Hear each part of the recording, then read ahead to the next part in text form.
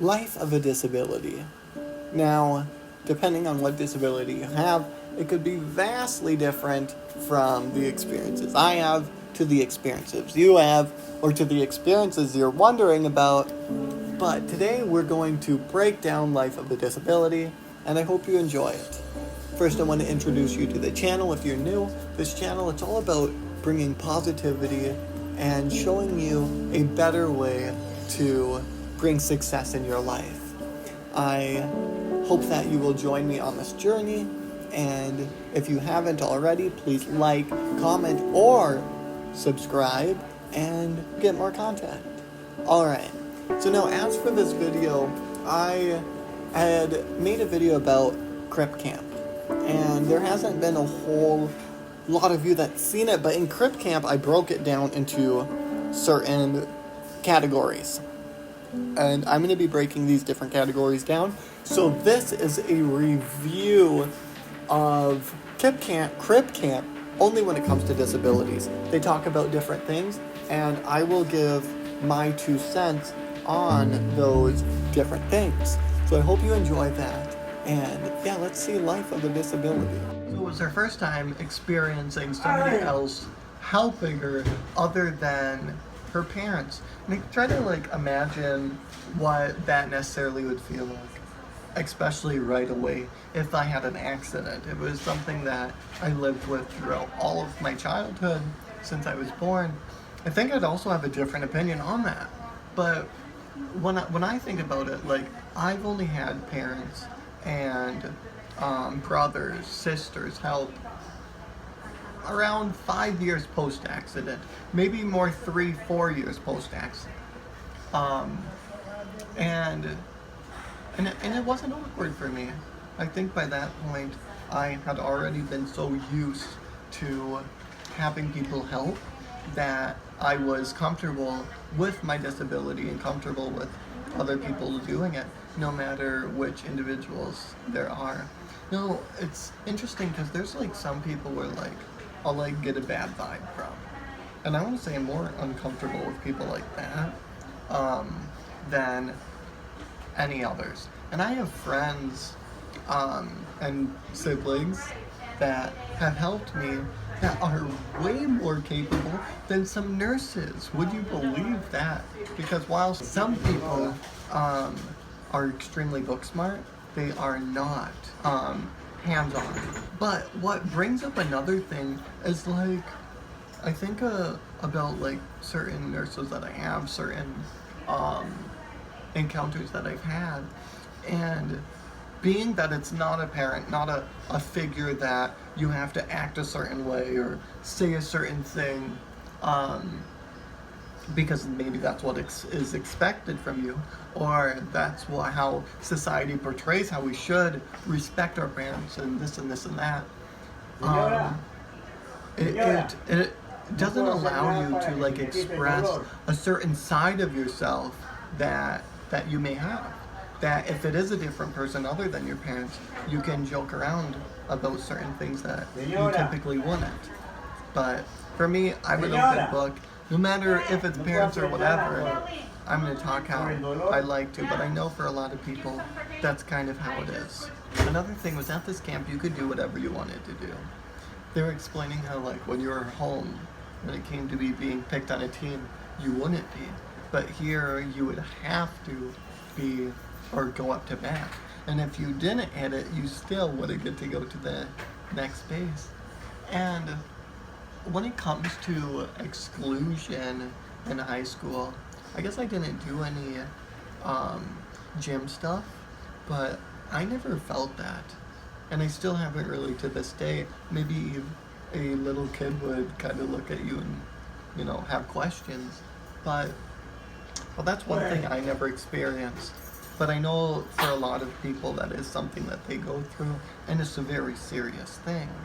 But being 16 when I was disabled, they knew me before and after for both of the schools that I went to, and I think maybe that was the reason why there wasn't that exclusion. My parents are great, but sometimes I hate them because they're too great. and they're overprotective of me. They say, no, I can't do that because I'm in a wheelchair. This is kind of a tough one, because there are definitely parents that I've met that have disabled people that are overprotective. They even when it comes to some nurses in the past, I've had they kind of adopt you as their son, and they sometimes are afraid, like me moving here. I can't tell you how many people didn't want me to do that because there's a fear of the unknown, a fear of, will Alex have help? Will Alex be able to survive? Will Alex, even though I almost have died a couple times, will Alex, be able to get through that? And when a person's in a vulnerable state, I can definitely see why there would be this want to overprotect, but there's in many different instances where it's overstepping, and this individual can do that. And if you would just let them be who they are, let them be able to try, make mistakes, yes, maybe fall on their ass if they can fall, and see what challenges, what obstacles they can overcome. Then there's some times where they're overprotective, and it's also for a bad reason. I met few handicaps that they had such bad parents that they went through all of this abuse and they couldn't advocate for themselves because maybe of what a parent made them look like they were out to be. Like, oh, this person can't speak for himself. This person needs somebody to take care of him. Because when it comes to... Nope, not right now. When it comes to convincing some others of that, when you maybe talk differently, when you maybe look differently, act differently, that could be a testament to showing them, to proving to them that you aren't capable, when maybe that's just simply because of the diagnosis. But I've seen too many things like that that the parents use to overstep, overprotect. Now, this other guy, during the same conversation, made another great point. He used this fear analogy, but to a different extent. He said sometimes it's not fear or not overprotectiveness, but it's just fear. Fear because you are disabled. They don't want people to see that they have somebody like that. And I think everybody's on an individual level, and every case is different. When it comes to me, and for the conversations that I've seen presented to other people, it's not like that. And like my staff, my parents, all except one parent, have always showed like, hey, this is my son, and boy am I proud of him for X, Y, and Z. Now, there is one instance where, and I know she's going to be watching this too, where she's talking to one of my friends, and she said, this is how they brought him back to me. And there was one other thing, let me think of it for a sec. Oh yeah, here it is. This is how they brought him back to me, broken. And hearing that, I thought, wow. Well, first off, I'm not your property. Nobody brought me back to you. I came here for myself, to live a life of the dreams that I've been wanting to, of being able to do the film industry, or be in the film industry, be able to create a speaking business. And and it came here for me. And then as for like the broken, I think that kind of was a testament to how she used to view me, because this was earlier on, and now I think her standpoint has probably shifted. Um, but I'm not broken, and just because this might be the new reality doesn't mean that I can't do other things on an even bigger scale than a so-and-so fixed person. So yeah, I think it's just like, it's just a matter of sometimes not how you deal with it, but how others deal, or how others are affected by it. Because there are certain instances, certain times where, let's say the patient, the son, the daughter, doesn't have a good view and is like really emotionally hurt on it. Well, that person may or may not be fun to be around. And with that person not being fun to be around, day in and day out of maybe they yelling at you, they spitting, they hitting, it's gonna be tough. And I can just imagine the viewpoint of the parent from there. There's many sides to different things in life, and this is definitely one conversation that has, or one view thing, one conversation, like I said, that has many sides. God, this one's a tough one. I depend on my mother for some things, and I can't fight her as hard as I sometimes should. Oh, this one hits me hard, guys. Because right after my accident, total dependence. Still, total dependent, well, pretty much total dependence on most things. And being dependent on others, sorry, lost my train because he had to talk for quite a while. I remember when, like, I first thought, this isn't right, this doesn't seem right, I've seen a lot of others do this certain thing, and I think you're doing it wrong. But because you are so dependent on this individual to do other things, you sometimes repress yourself so that that confrontation won't affect other things. Like, okay, I see this one thing about this, and now there's a domino effect, and now this is happening, and this is happening, and this is happening. And it makes it a very difficult situation for people like me. I remember when one of my nurses in Gillette Children said, Alex, now eventually you are going to experience enough times from different people on how they do certain things, and you're going to develop a way that you like things to be done. And when you have that certain way, you need to advocate for yourself. You need to have an opinion on what you want done a certain way, and you need to advocate for yourself for that certain way. And there's some things that I don't care about. Even when this is like, hey, you know, if this, no, tell me what you want. And there's some things that I don't. But I'm just glad early on I had somebody that let me know that I needed to, so that life would be a whole lot easier later on.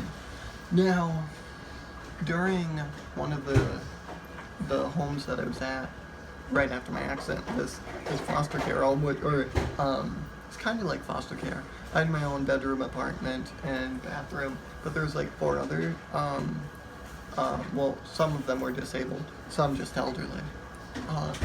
But there's this one time where I did speak up, and I'm like, no, I'm not going to take I had taken my bedtime medications at a certain time for or whenever I wanted to go to sleep for many, many times. Well, And then there's this one time nothing you can do, huh? that that they wanted it at a certain time. It was like 9 or 10 o'clock. And Listen. Dime Mario. There's nothing we can do, huh? No, she's here to help you. Who? She's right here.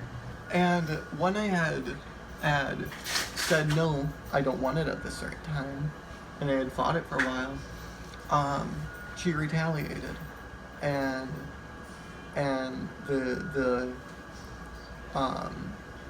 manager at the house said, okay, well, if you don't do this, then you aren't going to get rides from the house.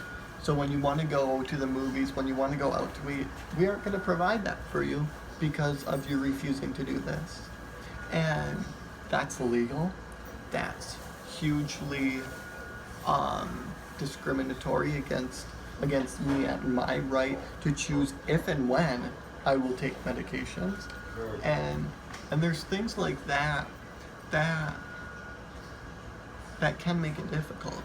And if you don't fight for what you want, if you give into that, then that's not going to make matters better because it's just going to be one thing after another after another. There was this lady with the cerebral palsy. Sorry if I ruined that name. And they gave her the microphone and she was voicing some different concerns that she had. They were going around the table and it was to the point where it was extremely hard to understand, to the point where there wasn't even captions on the video. And I couldn't understand what was being said. I do have a friend that does have cerebral palsy, and it actually took me a while to pick up his voice, but I was able to pick it up for the different things that he's saying. When some people wouldn't understand, I still would. But I couldn't understand her at all. And I really listened. There was few words, very few. So I guess I could understand a little. But it was super difficult. There wasn't captions on the video, but luckily there was this other person that had that same condition who was able to express for the most part what she was saying. And she clarified that at the end. But what she was saying, and actually back it up one more second, and I'm glad that they did this. You know, there's this girl that she had a voice and she was voicing her opinions even though we couldn't really understand her voice. And if they wouldn't have let her have that voice, if they wouldn't have let her express those concerns that she had, it just would have been extremely discriminatory. And there's one other person that I've seen where they put a microphone in her mouth after this terrible thing that happened, and she was saying, you're just here, for the views, you don't really care what happened, I don't want to camera and microphone in my face. After all these things happen, I have all these other things to deal with. And they let her fully express everything she had to say.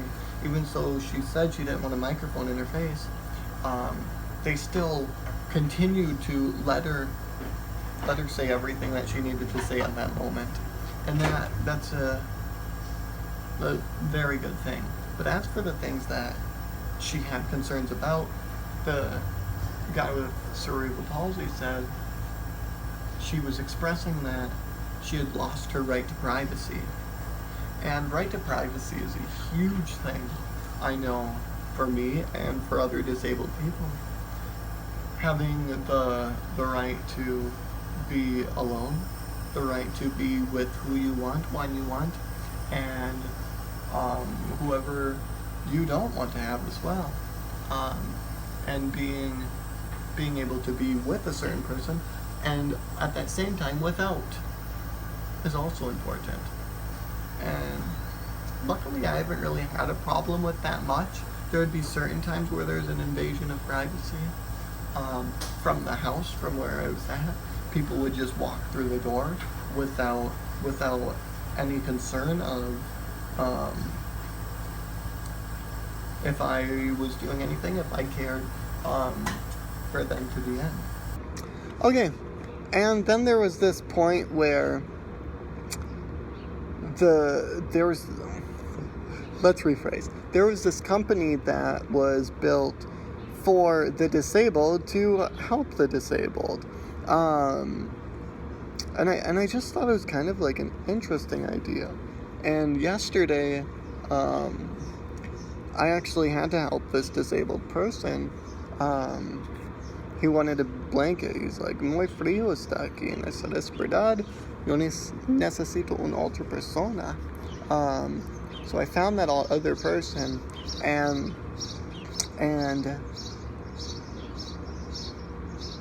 I brought the blanket to him, and he's like, can you open it?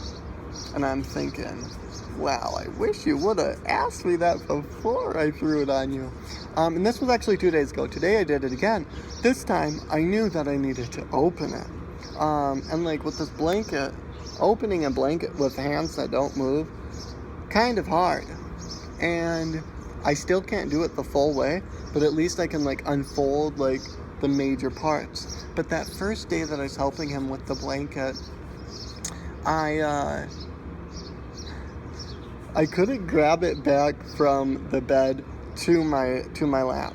So I decided to just unfold it the best I could on his bed, and it was fine. It worked fine. So yeah. So I think of like this company, like the disabled helping the disabled, and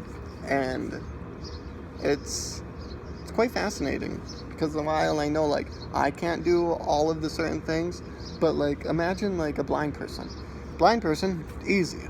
Sure, they can't see them opening the blanket, but they could do something like that. So I think depending on the level of the disability and what type of the disability it is, very doable. So as for the company itself making, a difference towards those disabled, I really like that as well. I personally would like to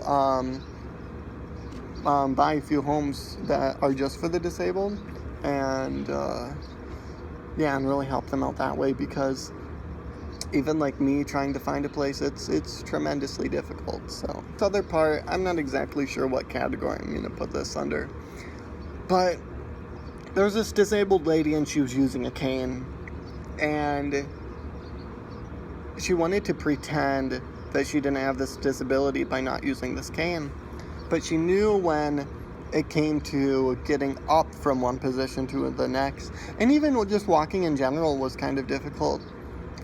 And I think about certain things with me. I remember when I went to this party, it was a lot of girls. I was the only guy invited. If I find a picture, I'm going to put it up here. And I went to this party, and these ladies, very nice ladies, funny, smart, beautiful. And I went there and I'm like, I don't want to wear certain things. And I'm like, I'm not going to wear my prosthetics, and I'm not going to wear my TED socks. And I think maybe I was even okay with wearing my prosthetics, but not my TED socks. And I think about how it affected me back then, and how it really shouldn't have.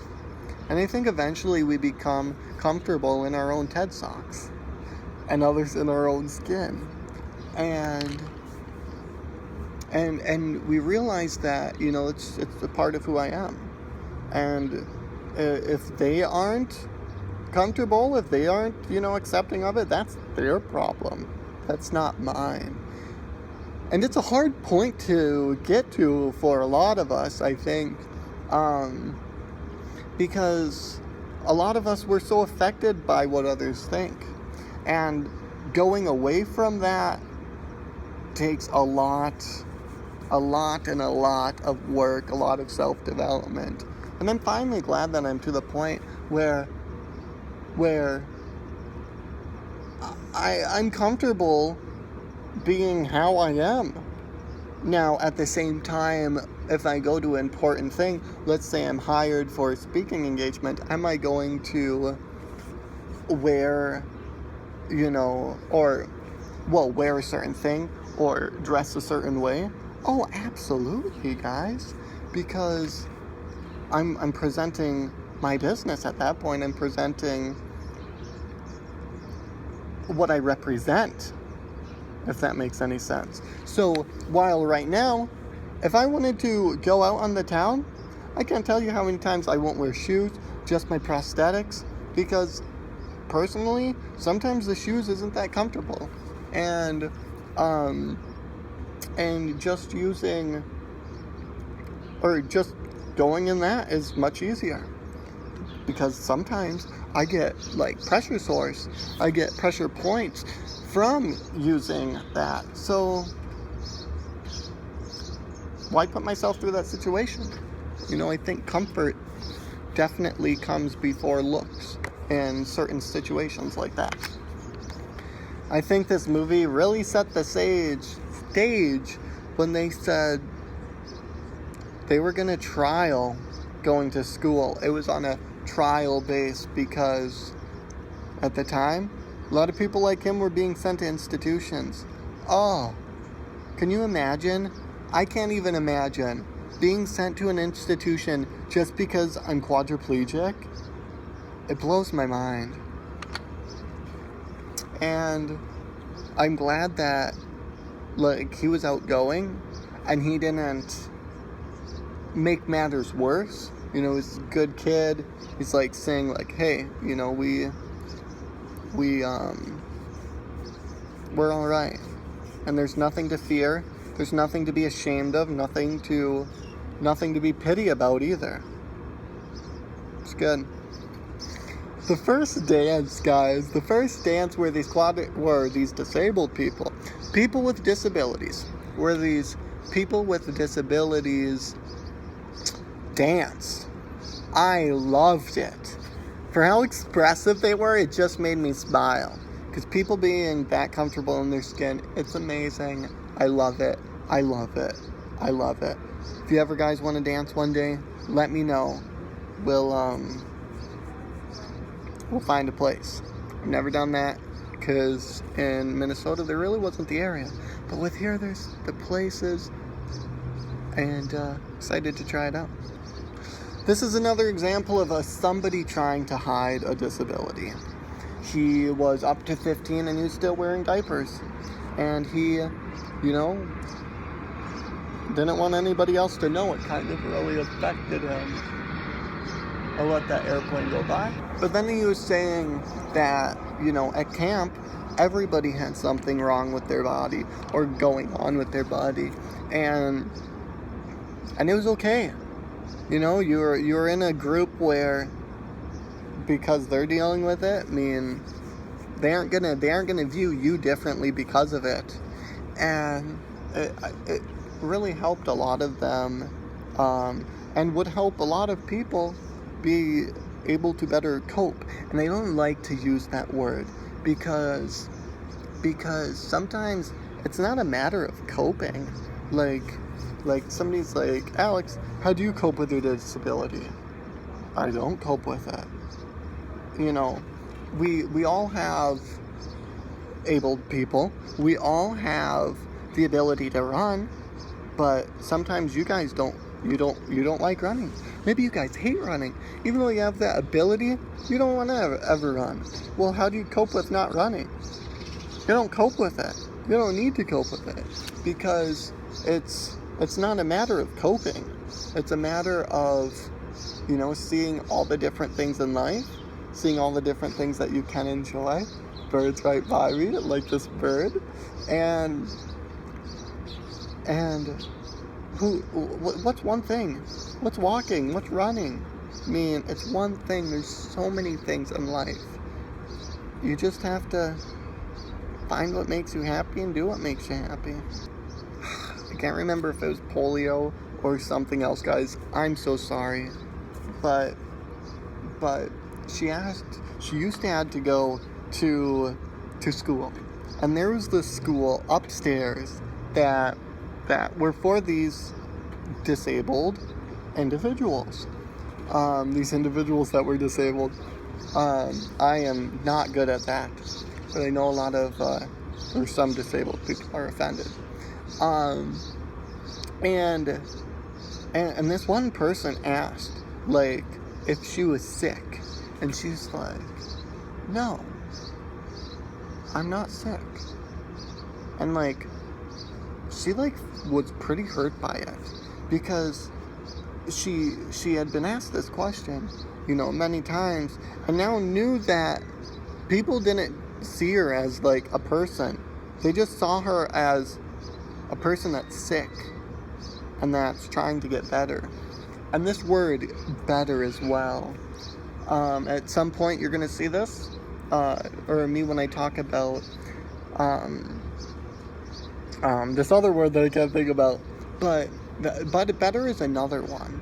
And it's not a matter of getting better sometimes. Sometimes we are at our peak of what we physically can or can't do, or what we mentally can or can't do, and you don't need to get better.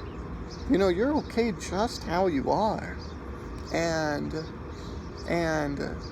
when somebody finally views you and they don't see that mental side of it, or they don't see that physical side of it, it's a beautiful thing. You know, I have some friends, some nurses, some people that have went to me and, like, you know, they talk to me and they're like, Alex, you know, by the way, I don't see this disability, this thing that's wrong with you, and you shouldn't. I think that takes time. I think it takes investing, you know, time to spend with that person, and you eventually see that side. But there's this huge reminder. There's this one manager I had in one of the apartments that I lived in, and her sister had this red scar all over the side of the face, and you know, she was fairly subconscious of it, fairly she cared what people thought, and her sister doesn't even see it. She doesn't even see it. Her, you know, people may say something and she's like, huh? My sister is what? And she told me that, and it's like, wow. You know, she had spent all this time, and, like, for her sister, that's not the important part. I mean, yeah, it's something that you have, but throughout the relationship, there's just so much more. Ooh. Then there was this part where they were saying that, this lady was saying, when these people are talking to me, they're talking about me, not to me. They're talking about her, not to her. And that one kind of hit home too, because it's like, the only thing they can focus on, the only thing that matters to them is this underlying disability. And I hear that, and it's like, dang, you know, that's powerful. Well, alright, I hope you liked that video. And if you did, please like, comment, and if you haven't already, please subscribe. We got great stuff coming. And yeah, this channel, it's all about self-development, growth, positivity. So if that's some things that you're into, you will fit right in. Have a wonderful day, guys. And if you want to watch the full things, there is the cards available for you.